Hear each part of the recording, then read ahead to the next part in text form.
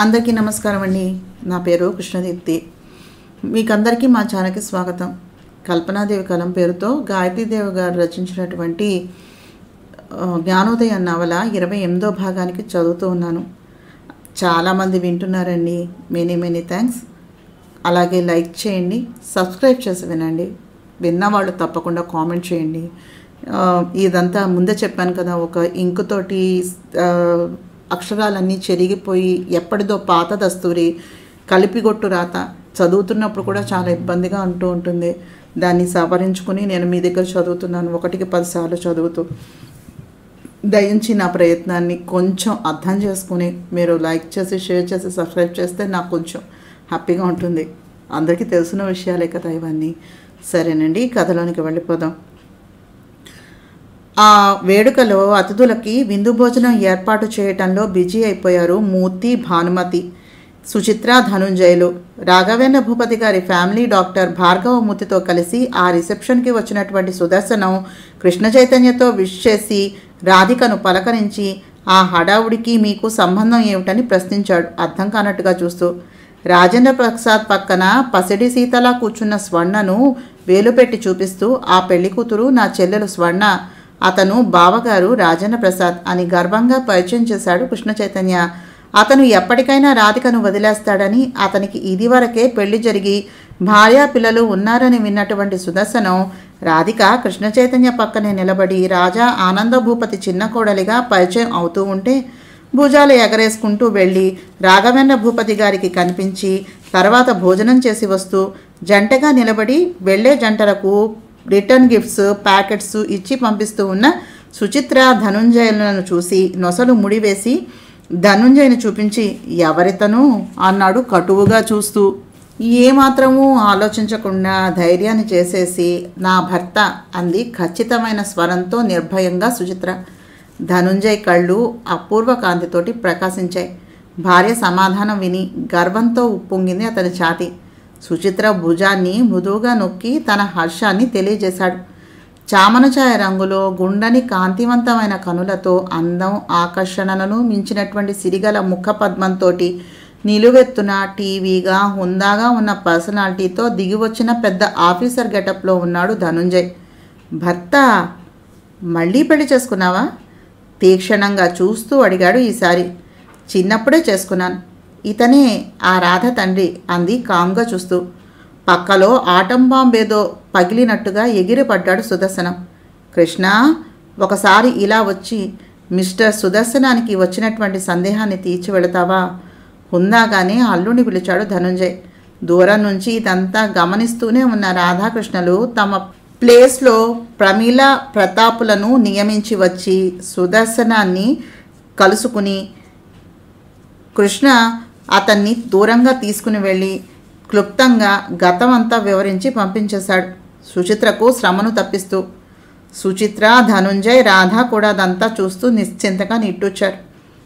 అక్కడి కార్యక్రమాలన్నీ పూర్తయిపోయాక 10 రోజుల్లో పసుపు కుంకుమలతో భర్త వెంట పంపిస్తానని స్వర్ణను రాజేంద్ర ప్రసాద్ని తీసుకుని తన ఫ్యామిలీతో శ్రీనివాస వెంట కృష్ణాపురం తరలి వెళ్ళిపోయారు ఆనందభూపతి. ఆ తర్వాత ప్రమీల, ప్రసీదలను తీసుకుని వాళ్లకు డిగ్రీ పూర్తి అయ్యే వరకు హాస్టల్లోనే ఉంచి ఆ తర్వాత కాపురానికి తీసుకుని వెళతామని, అంతవరకు వారానికి ఓ రోజు ఆదివారాలు కలిసి ఎంజాయ్ చేస్తామని చెప్పి ప్రతాప్, త్రిలోకులు వెళ్ళిపోయారు. భానుమతి, మూర్తిలకు రాఘవేంద్ర భూపతిని అప్పగించి సుచిత్ర, ధనుంజయులతోటి బయలుదేరారు రాధిక, కృష్ణ చైతన్యలు గుర్రపు కోచులో. రాధికను తీసుకుని కృష్ణ చైతన్య కృష్ణాపురానికి చేరుకున్నాడు. తల్లి తండ్రులతోటి తన తోట బంగ్లాలోనికి వెళ్ళిపోయాడు ధనుంజయ్. కృష్ణ చైతన్య హితోపదేశంతో సుదర్శనంతో విడిపోయి పూర్తిగా ధనుంజయ్ భార్యగా వస్తానని హైదరాబాదులో తన ఇంటికి తన కారులో వెళ్ళిపోయింది సుచిత్ర. ఎందుకొచ్చావు నా ఇంటికి? ఆవేశంతో అరిచాడు సుదర్శనం. సుచిత్ర కాపురానికి కనుక రాకపోతే మరో పెళ్లి చేసుకుంటానని, తన డబ్బు ఆస్తి తన తమ్ముడి కొడుక్కి దత్తత చేసుకుని ఇచ్చేస్తానని బెదిరించినటువంటి సుదర్శనం నిజంగానే ఆ పరిస్థితి వస్తుందని ఊహించలేకపోయాడు. నీ ఇల్లా? ఇది నా ఇల్లు. ఇంతకాలం నా ఇంట్లో ఇల్లరికం నువ్వున్నావు. నిజానికి నీదంటూ నీ దగ్గర శరీరం తప్ప ఏమీ లేదు. డైవర్స్ వచ్చాక ఈ ఇంటిని అమ్మేసి కృష్ణాపురంలో మా క్వార్టర్స్కి వెళ్ళిపోతాను. నిదానంగా అనేసి దడేలున తలుపు వేసేసుకుంది సుచిత్రను తనేమీ చేయలేడని, ఆవిడకు కృష్ణ చైతన్య అండదండలు పుష్కలంగా ఉన్నాయని తెలిసేసరికి సగం చచ్చిపోయిన సుదర్శనం రాత్రి 10ంటికి కారులో దర్జాగా దిగి వచ్చినటువంటి ధనుంజయ్కి తలుపు తీసి అవాక్కైపోయాడు. Sorry for the disturbance. నా భార్య నా ఇంటికి వచ్చేంత వరకు నీకు నాకు ఈ అవస్థ తప్పేలా కనిపించట్లేదు అంటూ చిరునవ్వుతోనే ఓ నొచ్చుకోలు ప్రదర్శించి సుచిత్ర గది తలుపు తట్టాడు. కమిన్ అంటూ అతన్ని లోపలికి లాగి తలుపు మూసేసుకుంది సుచిత్ర. వరసకు 10 రాత్రులు ధనుంజయ్ కాలింగ్ బెల్ నొక్కటం, సుదర్శనం తలుపు తెరిచి చూస్తూ ఉండగా అతను సుచిత్ర గదిలోకి వెళ్ళి తలుపు మూసుకోవటం. ఆ తర్వాత పనివాళ్ల వల్ల సుచిత్రకి 4వ నెల వెళ్ళి 5వ నెల వచ్చిందని, గర్భవతి అయిందని తెలుసుకుని పెట్టా బేడా సర్దుకుని సుచిత్ర మీద ఆశల్ని వదిలేసుకుని మేనమామ ఇంటికి వెళ్ళిపోయాడు ఏడుపు ముఖంతో సుదర్శనం. భర్త పోయిన తన కూతురు అరుణనిచ్చి సుదర్శనానికి పెళ్లి చేశాడు ఆయన. తనకి పిల్లలు పుట్టరని తెలుసు కనుక తమ్ముడి కొడుకును దత్తత చేసుకుని ₹1 కోటి ఆస్తిని అప్పగించాడు సుదర్శనం. తన తదనంతరం భార్యని గార్డియన్గా నియమించి అటు నుంచి సుచిత్ర, ఇటు నుంచి సుదర్శనం కూడా డ్రైవర్స్కి అప్లై చేసుకున్నారు మ్యూచువల్గా. సుదర్శనం వల్ల సంతానం కలగదు కనుక తను మరో పెళ్లిని చేసుకుని పిల్లల్ని కనాలని కోరుకుంటున్నానని చెప్పింది సుచిత్ర తల్లిదండ్రులు ఆమెకు చిన్నప్పుడే పెళ్లి అయిపోతే దాన్ని దాచి ఆమెను తనకిచ్చి పెళ్లి చేశారని, తనతో పెళ్లికి ముందే ఆమెకు కూతురు పుట్టిందని, ఇప్పుడు భర్తతోనే ఉంటూ తన ముందే అతనితోటి తిరిగి కడుపు తెచ్చుకుంది కనుక ఆ అక్రమ సంతానం తనకి అవసరం లేదని, నీతి లేని భార్యని భరించలేని తనకు డైవర్స్ కావాలని సుదర్శనం పేర్కొన్నాడు నోటీస్లో. అతను మేనమావ కూతుర్ని పెళ్లి చేసుకుని తన తమ్ముడి కొడుకును దత్తత చేసుకుని తన ఆస్తిని అప్పగించి తన నుంచి విడిపోవటం వల్ల తను చిన్నప్పుడు తల్లిదండ్రులకు ఇష్టం లేకుండా చేసుకున్నటువంటి ఆ భర్తనే భరించి అతని కోసమని షడండుడైనటువంటి ఈ సుదర్శనాన్ని వదిలేసుకున్నానని సుచిత్ర పేర్కొంది నోటీసులో. స్వర్ణను రాజేంద్రని తీసుకుని వచ్చి జ్ఞానాంబికాదేవి దర్శనాన్ని చేయించారు ఆనందభూపతి. రాధాకృష్ణలు కూడా వెళ్లారు. కుతూహలంగా ఆవిడ ఏ విధంగా ట్రీట్ చేస్తుందో ఆ జంటను చూడాలి అని దైవానికి, తల్లికి, భర్తతో పాటుగా ప్రణమిల్లింది స్వర్ణ. అప్పటికే ఆమెకు చాలా అనుమానాలు వచ్చేసాయి. మొదట తను రాజేంద్ర వచ్చి నమస్కరించినప్పుడు కనీసం కళ్ళు తెరిచి చూడనటువంటి కన్నతల్లి ఇప్పుడు ఏ విధంగా ప్రవర్తిస్తుందో అనే కలవరంతో నిండిపోయింది ఆమె మానసమంతా. అదే సంఘటన అందరికీ కుతూ రావటం వల్ల ఉద్విగ్నభరితమైనటువంటి హృదయాలతోటి ఆటుతగా చూడసాగారు జ్ఞానాంబికాదేవి వైపు. అందరి భయ సందేహాలను తీర్చేస్తూ ఉన్నట్టుగా తన పాదాలకు నమస్కరిస్తున్న స్వర్ణ రాజేంద్ర తలలు నిమిరి ఆశీర్వదిస్తూ స్వర్ణకు గులాబీ పువ్వును, రాజేంద్ర చేతికి సూతఫలాన్ని ఇచ్చిందామె. ఇద్దరికీ కుంకుమ నూట బొట్టును పెట్టి నవ్వుతూ అందరి మనస్సులు స్థిమితపడి శాంతి శ్వాసలు తీసుకున్నారు. జరగబోయేది ఆవిడకు ముందుగా తెలుసు కాబట్టే ఆ నకిలీ రాజన్నను కళ్ళెత్తి కూడా చూడలేదామె. ఆ పెళ్లి వల్ల స్వర్ణ సుఖపడదని, దుఃఖపడుతుందని తెలుసు కనుకనే ఏ సంగతి చెప్పక మౌనం వహించింది. ఇప్పుడు గతం పీడకలగా భావించి ఈ రాజేంద్రతోటి దాంపత్య సౌఖ్యాన్ని పొంది సంతానవతివి కమ్మన్నట్టుగా ఆడపిల్లను మగపిల్లవాడిని అనుగ్రహించినట్టుగా ఇద్దరికీ ఫలపుష్పాలను ఇచ్చి కూతురి కనులను తుడిచి భుజాన్ని తట్టి చిరునవ్వుతోనే 1000 ఓదార్పులను ప్రసాదించి మరలా ధ్యానంలోకి వెళ్ళిపోతున్నట్టుగా కన్నులు మూసుకుని సమాధిలోనికి వెళ్ళిపోయింది ఆవిడ. గుండెల మీద నుంచి పెద్ద బరువేదో దింపుకున్నట్టుగా ఆనందభూపతి తేలికపడిన హృదయంతో ఆ జంటలను తీసుకుని వచ్చేశారు.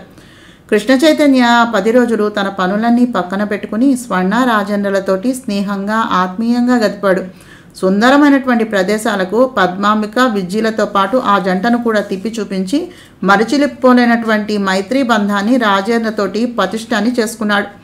ఆనందభూపతి రాజేంద్రతోటి స్వర్ణను, శ్రీనివాస్తో పూర్ణను పంపించడానికి రాధను తన మందిరంలో తనకు సహాయంగా అట్టిపెట్టుకుని ఆమెతో సంప్రదించి మరీ అన్ని ఏర్పాట్లు చేస్తూ ఉంటే చూసి కనకాంబిక సహించలేక అగ్నిపర్వతంలాగా దహించుకుపోవడం మొదలుపెట్టింది. ఇదేమీ తెలియని ఆనందభూపతి రాధికను కన్న కూతురు కంటే ఎక్కువగా ప్రేమిస్తూ దేవతామూర్తిలాగా ఆరాధిస్తున్నారు. ఆమె లేకపోతే స్వర్ణ బతుకు ఏమైపోయేదో తలుచుకోవటానికే భయం వేస్తోంది ఆయనకి. ఆమెలోని సంస్కారం, మానవత్వం, విశిష్ట వ్యక్తిత్వం ఆయనకు బాగానే అర్థమయ్యాయి. ఆ జాతి వజ్రం తన చిన్న కోడలిగా రావటం అనేది ఆయన నిజంగా తన అదృష్టంగా భావిస్తున్నారు. ఆయన మనస్సులో ఏదీ దాచుకోలేనటువంటి ఆ ఆనందాన్ని కృష్ణ చైతన్యతోటి పంచుకునేవారు. నువ్వు ఆ పిల్లని నీ సుఖ సంతోషాల కోసం వలచి తీసుకుని వచ్చి నాకు మరువలేనటువంటి మహోపకారాన్ని చేసావురా తండ్రి. ఆ మూర్తిలోని మాతృమమతలో నేను పునీతుణ్ణి అయిపోతున్నాను అని అంటూ ఉంటే విన్న కనకాంబికకు వంటికి కారం రాసుకున్నట్టుగా మంటిపోతూ ఉండేది. కృష్ణ చైతన్య రాధికను అపురూపంగా చూసుకుని చిరునవ్వు ప్రజెంట్ చేసేవాడు. పద్మాంబికకు ఈర్ష్య అసూయలతోటి గుండెలు భగ్గుమనేవి.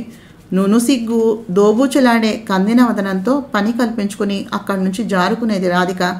ఇప్పుడు తెల్లవారి లేస్తే చాలు మామగారు ఎప్పుడు పిలుస్తారోనని అటెన్షన్గా ఉంటుందామె.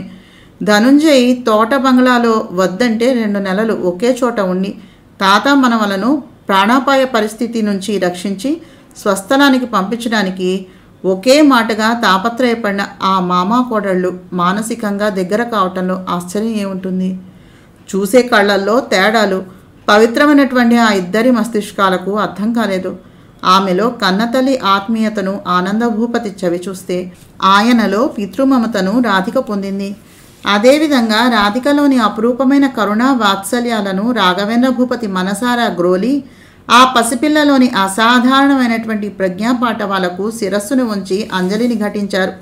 ఇక రాజేంద్ర ప్రసాద్ తన హృదయంలో దేవతామూర్తి వలె ప్రతిష్ఠించి పూజిస్తున్నాడు. ఈ ఆనందం, ఈ సౌఖ్యం, సంతోషం, సుఖవంతమైనటువంటి మనుగడ ఆమె తనకు పెట్టిన భిక్షగా భావించి కృతజ్ఞతతోటి కళ్ళతోనే ఆరాధనా పుష్పాలను ఆమె పాదాలకు సమర్పిస్తూ ఉంటాడు. శ్రీనివాస్ ద్వారా మొత్తం అంతా జరిగిన సంగతులన్నీ తెలుసుకున్న పూర్ణ రాధిక కనిపించినప్పుడు దిగ్భ్రమగా చూస్తోంది. ఈ మధ్యన నిజమా అన్నట్టుగా. అది వరలో ఆమెకు చాలా తేలిక భావంతో చూసినందుకు, అకారణ ద్వేషాన్ని చూపించినందుకు, ఆమె ఔన్నత్యాన్ని గుర్తించలేక గుడ్డిగా ప్రవర్తించినందుకు ఇప్పుడు ఆమె తెగ సిగ్గుపడుతోంది. స్వర్ణలో అనేక రకాల అనుమానాలు చెలరేగుతున్నాయి. ఆమె రాధ గురించి అర్థం చేసుకునే స్థితిలో అయితే లేదు. గతంలోని రాజేంద్ర ప్రసాద్తో గడిపిన 3 మాసాల జీవితానికి ఇప్పుడు ఈ రాజేంద్రతో గడుపుతున్న ఈ జీవితానికి సహస్రాంశం తేడా కనిపిస్తూ ఉంది.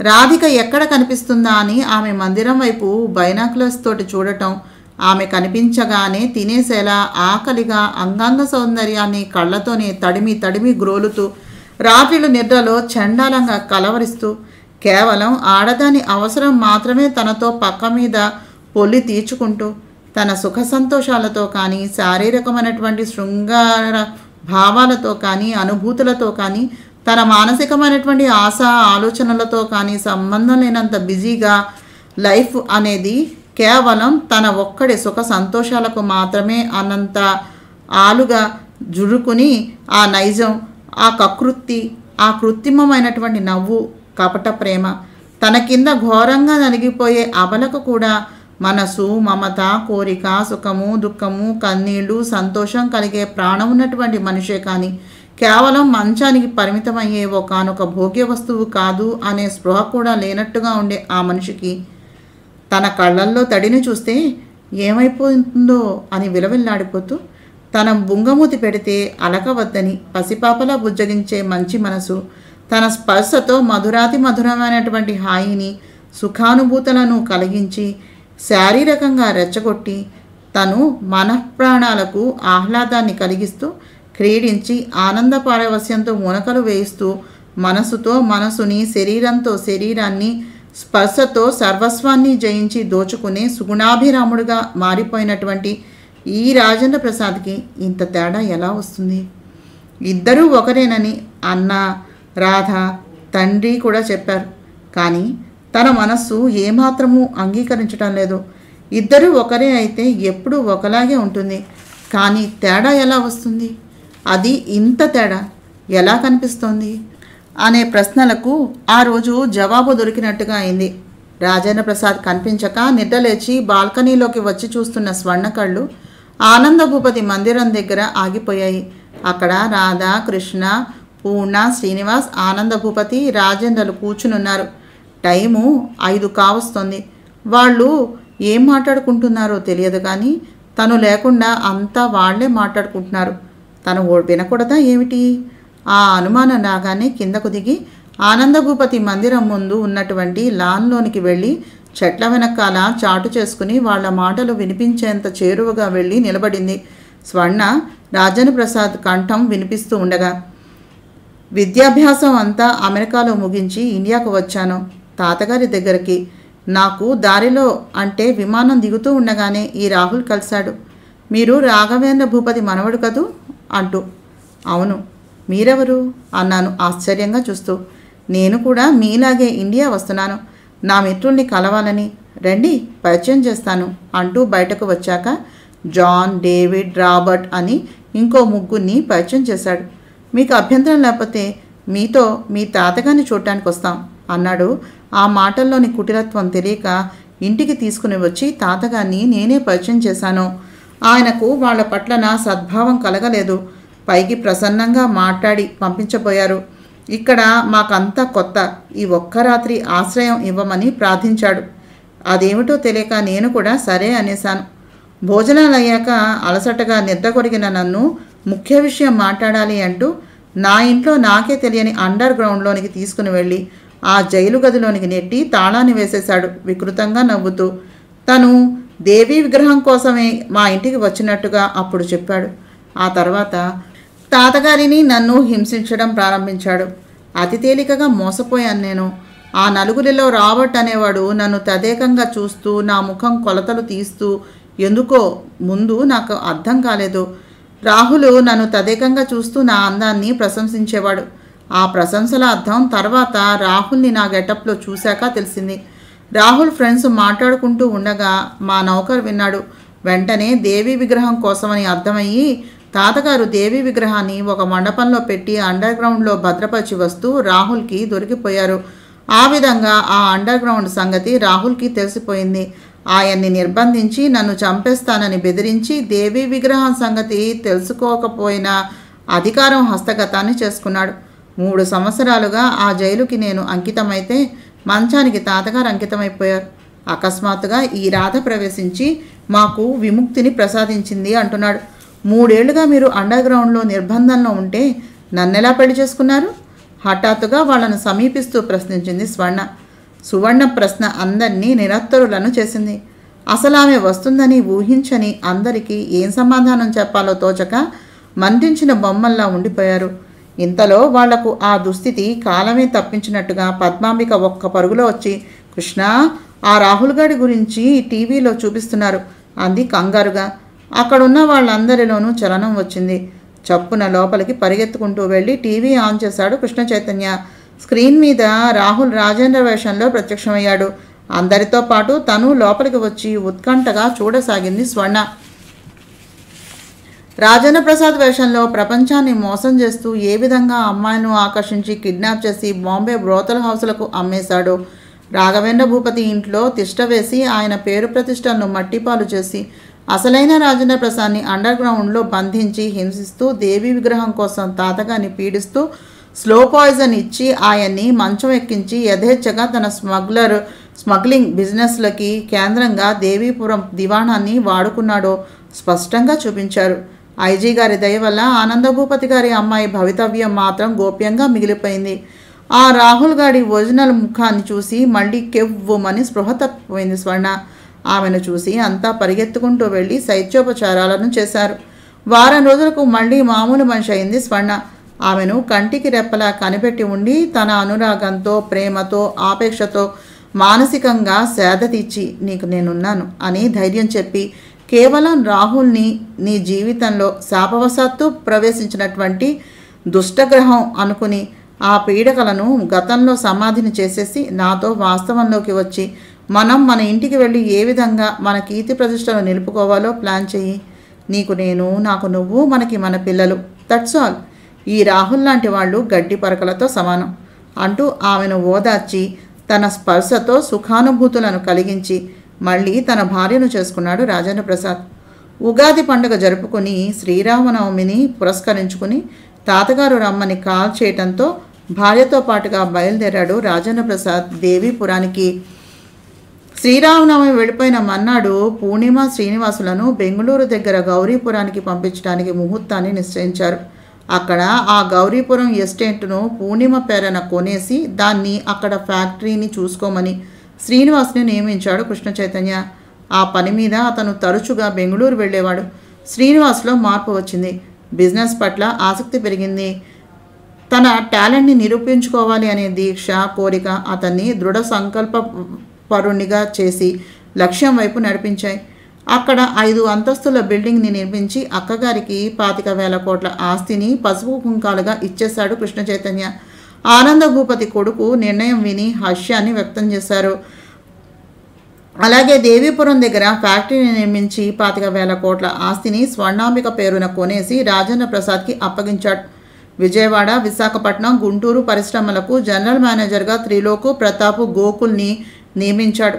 పంచమి నాడు వెళ్ళి స్వర్ణను పసుపు కుంకాలతోటి అట్టింట్లోకి దింపి వచ్చింది పద్మాంబిక మామగారి ఆదేశంతో.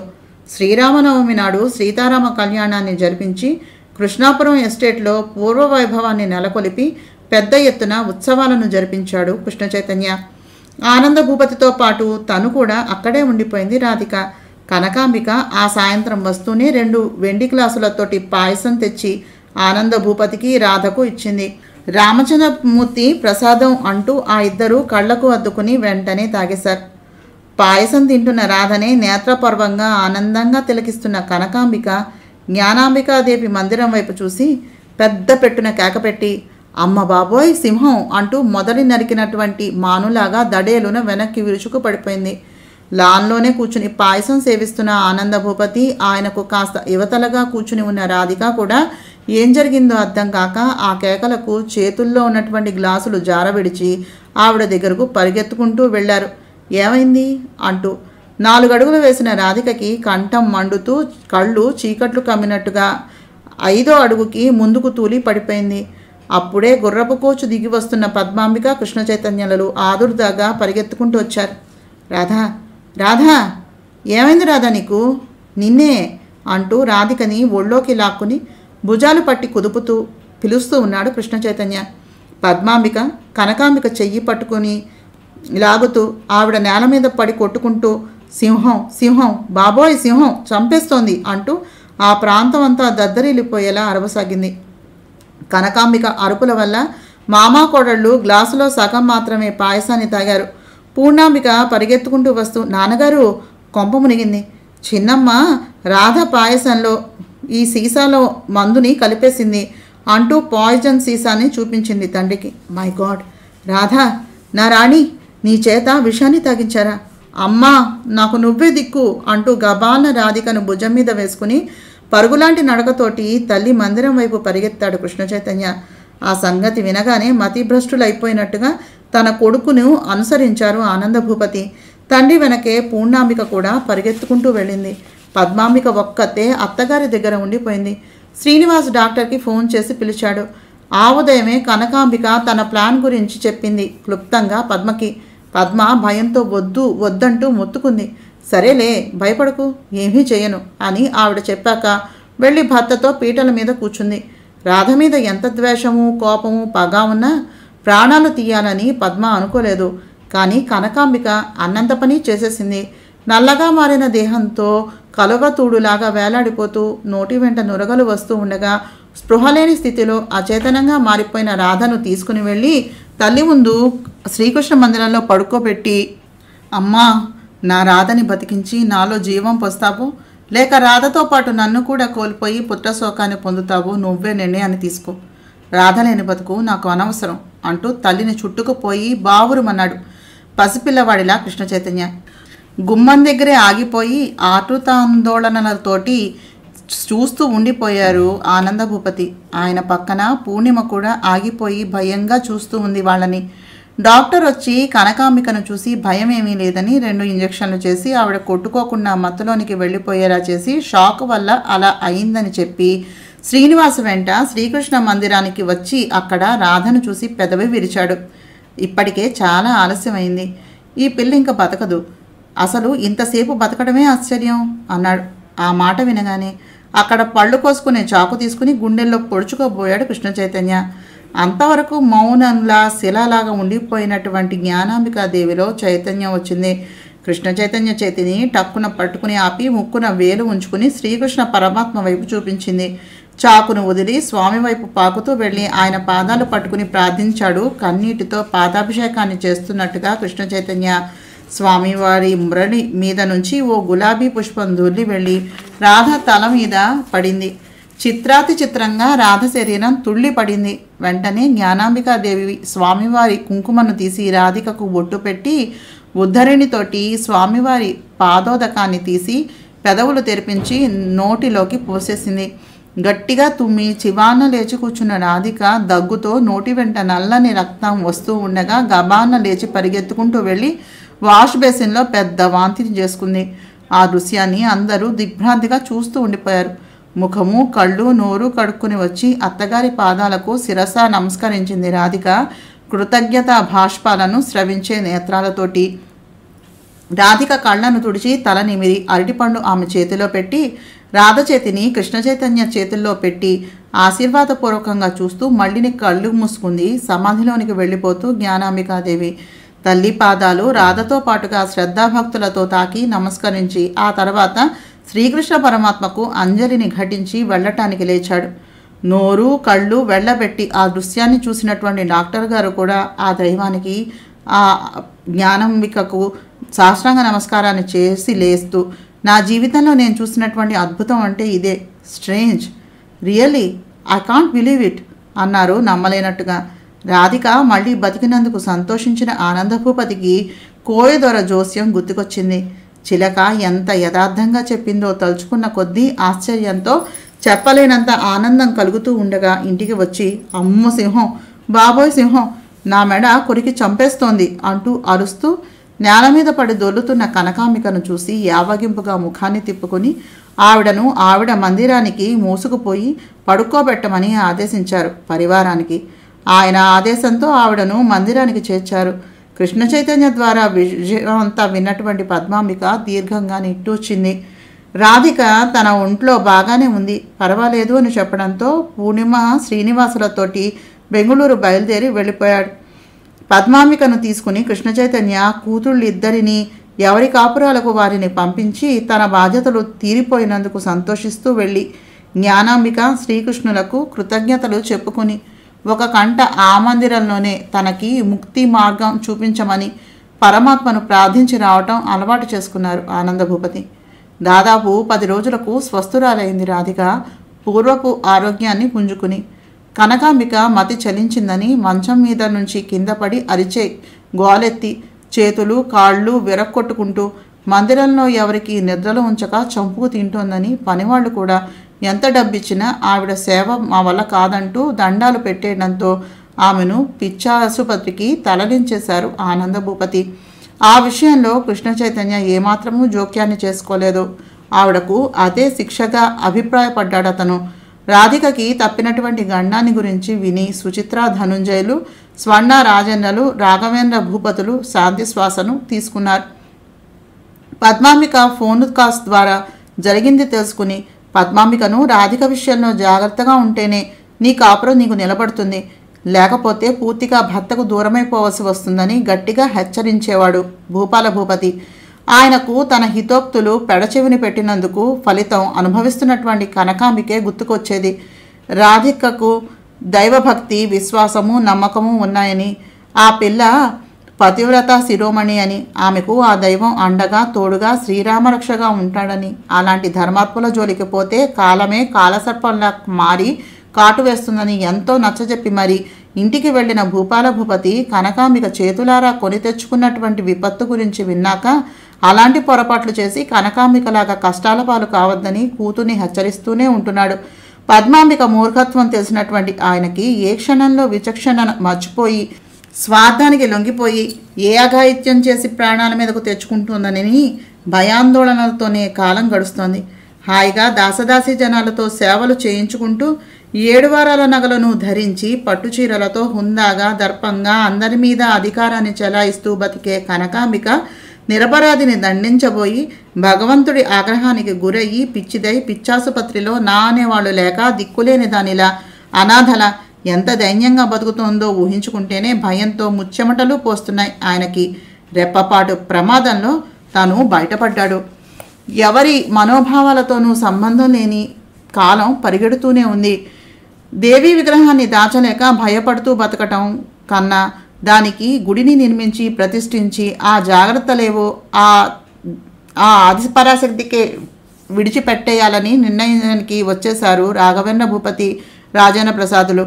ఆనంద భూపతి, కృష్ణ చైతన్యాలు కూడా ఆ నిర్ణయానికి ఆమోదముద్రను వేయడంతో ఆ ఆలయ నిర్మాణం బాధ్యతలు తాతగారికి అప్పగించి భార్య ద్వారా వచ్చినటువంటి ఫ్యాక్టరీలో ఎండీ సీట్లో స్వర్ణను కూర్చోబెట్టి తను తిరిగే పనులను చక్కబెడుతూ మూర్తి గారి అన్నలు, తమ్ముళ్ళు, వాళ్ళ పిల్లలు, బంధువులు అంతా కలిపి ఓ 150 మంది నిరుద్యోగులను సంపాదించి వాళ్ళందరికీ అర్హతలను బట్టి ఉద్యోగాలు కల్పించి ఉపాధులు కల్పిస్తూ రాజేంద్ర ప్రసాద్ చాలా గుర్తింపు, పేరు, ప్రతిష్టను తెచ్చుకున్నాడు. ఆ సంగతులన్నీ ఆనంద భూపతి ద్వారా ఫోన్ కాల్స్లో విన్నటువంటి శ్రీనివాస్లో కూడా రకరకాల ఆలోచనలు, ఆశయాలు మొదలయ్యాయి. తమ తరపు బంధువులు చాలామంది నిరుద్యోగులుగా ఉన్నారు. దాంతో వెంటనే తన అన్నగారిని పిలిచి వాళ్ళందరినీ ఓ 300 మందిని సేకరించి వాళ్ళందరికీ ఫ్యాక్టరీలో ఉద్యోగాలను ఇచ్చి నిజాయితీ, అనుభవం ఉన్న అన్నగారిని ఎండీగా కూర్చోబెట్టి తను చైర్మన్ బాధ్యతలను తీసుకున్నాడు. అన్న సత్యానందతో సంప్రదించి గౌరీపురం నుంచి బెంగళూరు వరకు రకరకాల సంస్థలు, పరిశ్రమలు, చేనేతవి కూడా నెలగొల్పి సిటీ కాంప్లెక్స్లు కట్టించి గౌరీపురాన్ని గౌరీపట్నంగా మార్చేశాడు.